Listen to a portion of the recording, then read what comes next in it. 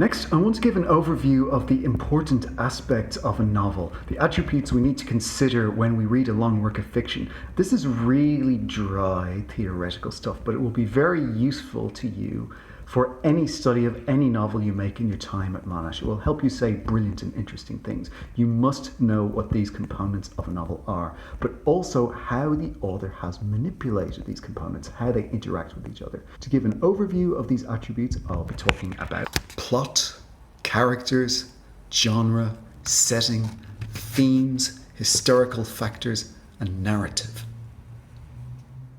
First up, the plot is the story. It's what happens in the book. Most novels will include subplots, which are stories of lesser importance than the main action. To interpret a novel, we need to do more than simply know what the plot twists are in the story. We need to have some perspective on the plot. We need to be able to characterize what kind of plot it is. For example, my first evaluation of the plot of Persuasion is that it's remarkably straightforward. Some critics have compared it to a fairy tale. The scenario resembles Cinderella. It's about a woman, Anne, whose mother has died and who has two selfish sisters. The main plot of this novel involves a woman's interaction with a sort of Prince Charming, Frederick Wentworth. Again, this is fairy tale-like. It makes it sound like Persuasion is very straightforward, very basic. But notice that Austen reminds us repeatedly that there is a backstory which took place 8 years before the events of the book. Persuasion is like the sequel to a novel that hasn't been written. So the basic story is complicated by the narrator's insistence that we regard the events we read about within a longer fictitious timeline. Every exchange between Anne and Wentworth takes on extra significance because we know of this background. This is one example of how Austen takes a simple love story and embellishes it. Other examples involve some of these other attributes I listed. We'll see that the story a novel tells is only one of the considerations in our analysis. Next, characters, the people in a novel. We classify these generally as flat or rounded characters. Flat characters are, like they sound, kind of two-dimensional. They're the supporting cast. A flat character might display a particular trait and not change in the course of a book. We think of Sir Walter Elliot, vain and selfish, or indeed Mary and Elizabeth in Persuasion, who are much like their father. Characters like this don't change in the course of a book. By contrast, a rounded character is fleshed out, more complicated, more realistic. And a rounded character will develop. We will go on a journey with this character in the course of a novel. One example in Persuasion is how Anne Elliot changes as a presence. She starts off as someone who tends to linger in the background, listening to conversation, being acted upon by others. Anne is a marginalised figure. And one of the ways Austen establishes this is by using Sir Walter's viewpoint on his family to introduce Anne. We're actually slow to realise that Anne is the main character. As the book progresses, Anne gradually becomes a contributor to and leader of discussions. She reflects on this herself at the end of chapter 11 when she advises Captain Benwick. Quote, Anne could not but be amused at the idea of her coming to Lyme to preach patience and resignation to a young man she had never seen before.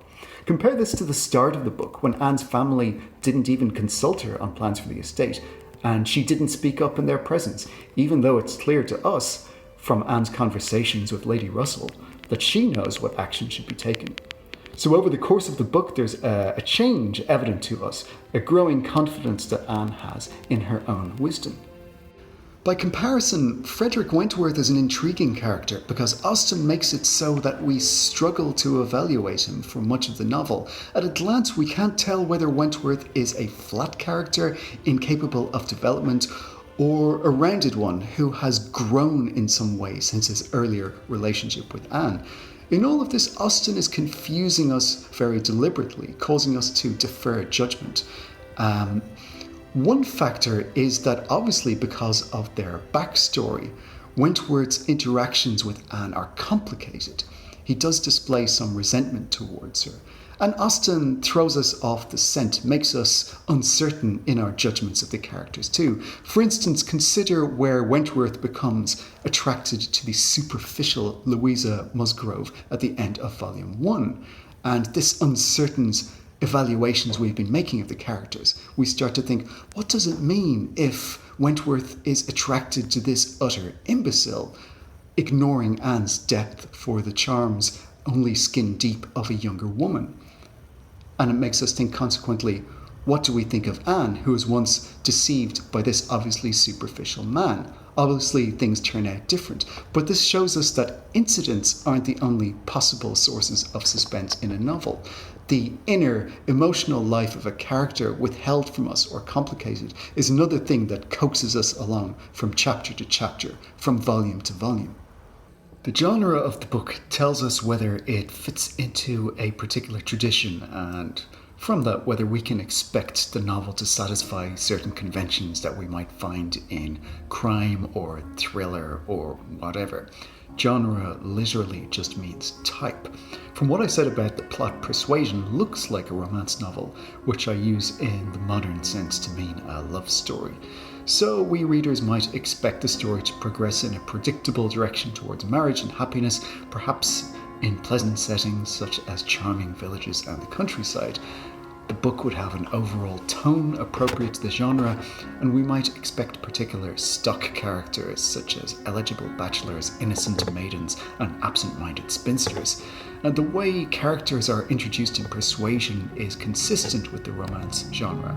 For example, there is an addition of several new characters when Anne accompanies her friends to Lyme Regis, and Austen is constantly playing with our expectations that they will all be paired off in the end in marriage.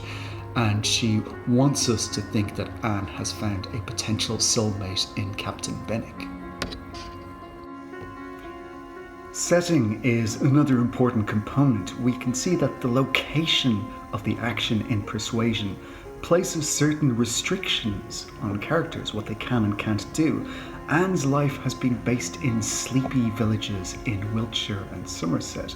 Her social opportunities have been confined because she encounters so few people of her social class in those locations. We understand that one reason for her slowness to overcome the original disappointment with Wentworth 8 years ago is simply that she so rarely meets with young men.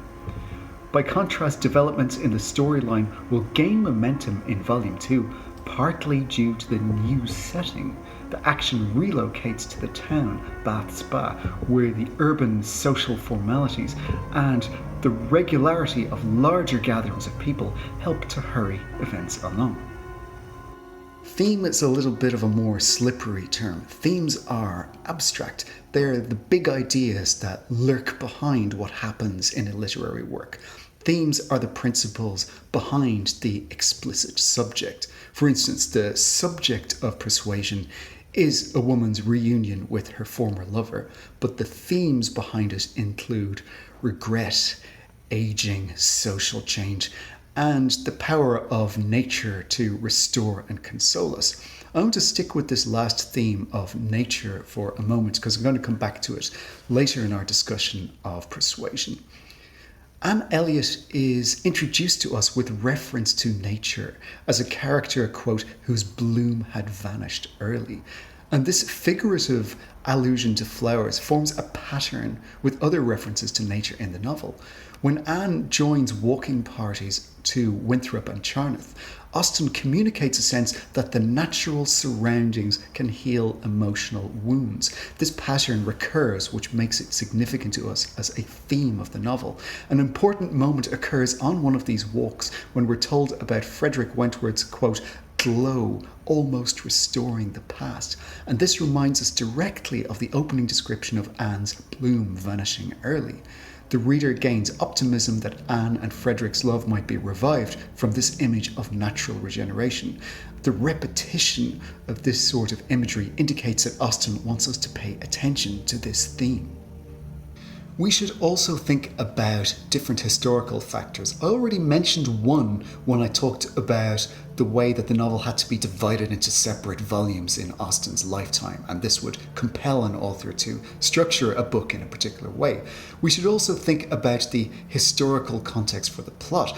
Austen's Persuasion is set very specifically during a brief period of peace in Europe, which allowed British naval officers to return ashore from June 1814 to February 1815. Britain had spent more than 20 years at war with France on and off.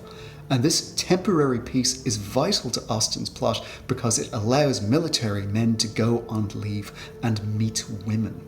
But this historical setting will also place a shadow of uncertainty over the ending of the novel. Austen's original readers would know that war would resume later in 1815.